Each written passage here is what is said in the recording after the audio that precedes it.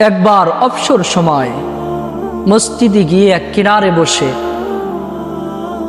অন্তরটাকে খোলা রেখে ইখলাসের সাথে রব্বে মালিক রে বলো, হ্যাঁ মালিক, রব্বানা যালামনা আনফুসানা, হে আমাদের মালিক, হে আমাদের জীবনের মালিক, গুনাহ করতে করতে নফসটাকে ধ্বংস করে দিয়েছি, নফসকে অত্যাচার করেছি গুনার মাধ্যমে।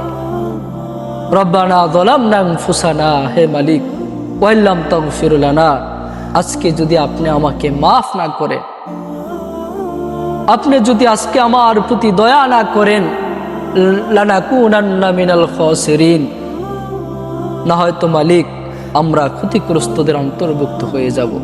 হে মালিক, আপনি ক্ষমা করে দেন, আপনি মাফ করে দেন, আয় আল্লাহ আপনি আমাদেরকে মাফ করেন। এরকম ভাবে মসজিদের খালি জায়গায় বসে এক কিনারে বসে এরকম দোয়া করেন, আল্লাহ জীবনের গুনাহ মাফ করে দিন।